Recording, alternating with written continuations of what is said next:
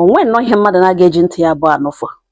mgbe ị filiri na ịnọcha na ihe niile ụfọdụ akụkọ na-arụ nnọọ ka Nollywood movies mana ilecha anya ya wụrụ ihe ọgwụ ka ọgwụ. E nwere otu redio steshọn m gere n'Ọkọtun a na-akpọ Wazobia. The presenter na the radio station ahụ ya Wamotok ụmụnne m. Ọ ya ka ha nọ n'Ọkọtun taa wụ Sunday. Somebody akpọ the radio station bido gbagha ọnụ ya aka kowa akụkọ bido kowa akụkọ ihe ọ na-agabiga. The man sị na ya hụrụ nwaanyị masịrị ya ga-alụọkwanụ nwaanyị. Ọ ya ka ya lụọkwara nwunye ya lụchaa. O we ha ote ha aka oge nwoke na oge nwaanyị nwee problem gbasa. Ha agbasa n'ụzọ ihu na marriage onye ọbụla gawara onwe ya. Oge nwaanyị akpụrụ nwa ya ke nta ka nwunye toro nkwanụ nwaanyị. Lowawe n'ụlọ ya n'ihi na enweghị ebe ọ gacha. Na ọ n'ụlọ ewu dị only available place o nwere ike ịbịa dị comfortable. Ya nabatakwana ya wute nwa ya nwaanyị ke nta okporo bịa. O ruo last year nwa ya nwaanyị ke nta anụ ntara ya elere ya gbara ya WAEC na Rumuokuta Girls Secondary School Port Harcourt. Ya gbara nwatakịrị na WAEC o lekwe na WAEC nụ nta. Ya na nwunye ebikwele for some time ọ tụbeghị ime ma ọ fọzikwa ịmụ amụ. Ha nọzi one day oge ya nwaanyị akpọ ya si ya na enweghị ihe ya chọrọ ịgwa ya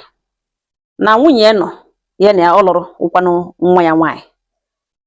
na o nwere ike ọ gaghị amụ nwa ya enweghị olileanya na ọ ga-amụ nwa. Ya adịghị sure na ọ ga-atụ ime ma ọ fụọ ịmụ nwa n'ihi na o shiri ime shi ime ọtụtụ ime na o shifere shife o shiri ime wewe na ya elekwe ka nta nọ lụrụ ka nta nọ n'ọgbara WAEC lere WAEC last year na o lekwe kele lụrụ na ke ya na-ebi na o nwekwara ike ịtụ ime gara ya ahụ n'ihi na o shie n'ime shife na o shikatara ime ngọ mgbe ọ gbagagba obịa shie ime dị ahụ yewe ọnụ na-ele oge nwaanyị. Okwu ahụ adịghị otu na-adị ya na-eche ya sị nụkwa ọ ya ka o weghetara aka another day nwunye nọ na kichin eshigeri ya onwe doruru na bedroom ya n'elu bed na nga apịga phone. Oge nwaanyị shi na room ka ya nyere ha ebe ya na nwa ya nwaanyị nọ nwa ya nwaanyị ke nta nọ shi ebe a ishicha nwe niile na ya n'ahụ gbara oto bịawa na room ya bịa na room ya nga ya nọ guzoro na ya nọrọ nga mmiri phone send ara nwunye text nwunye nọ na kichin eshigeri send ara text na ya bịa na bedroom now. Anya akụrụ kpom lekwezi nwunye awụbata na bedroom hụwa mma ya ka ọ gba oto from isi to ụkwụ jụwa mmesi ọ gịnị ka o mege na room ya na di ya gbara ọtọ like this. Oge nwaanyị gwawa nwa ya nwaanyị wụkwanụ nwunye n'otuto jiri ya n'ikpu ya yishe nwe ya sị ka ya were oso were ije bịa eshidele ya ne oledele ma ya eche ma ọ nọ na bedroom ya ma na ọwụ di ya nọ na bedroom ọwụ ya nwa nọ na bedroom. Ụmụnne m na-anụkwa ka fọ ndị na-aghọta ihe m kwuru. Nwunye nwoke nọ ajụwa nne mụrụ ya sọwụ gịnị ka ọ gba ọtọ emege na room ya na bedroom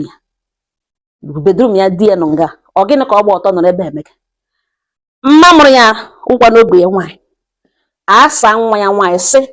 n'otuto jiri ya n'ikpe n'otuto jiri ya n'ọhụ ya na ihe ya bịara ka ya eji ya eche na ọ nọ na bedroom ya ma na ọ nọ na bedroom. Ihe ahụ okwu ahụ dadi abịa gbagharaghara mee ka ọ wesemokwu ka aha aga ya eche na okwu ebele nwaanyị nụ ntara tepelie ngwa oge nwaanyị tepelie gaa na police station ga ripọtụ were polisi mee ya arrest na ya hụrụ ọtọ ya ma ya nwa ahụhụ ọtọ ka ya nwoke. Ndị polisi sị nụkwa ka ya gụwakwara statement oge nwaanyị nyere na station ya kọrọ polisi ihe mere na otu o shiri mee. Polisi sị nụkwa arụrụ ala na elu dịka kesi nweheke na ha biko ụlọ a ga-esekọrọ n'okwu anụghị ebe ha elowe na ya nọzi n'ime ụlọ ya ehigo ụra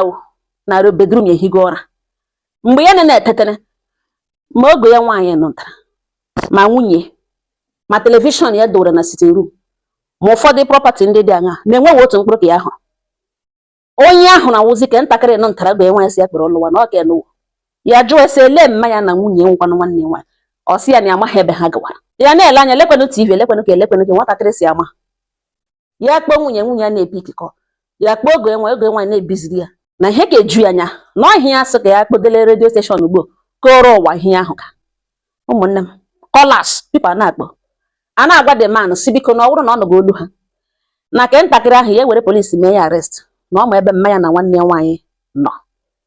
onye akpa onye kpe ya na-ekwu obi onye kpe ya na-akọ onye kpe ya sị ọkada nwere n'ụlọ nga na asị nne ka asụ nwanne na that one ga-finish kwu the remaining game na ha atọ into the game agbaga na that man nọ onye kpọ ya na-akọ obi ya ụmụnne m m sị nụkwa n'obi kem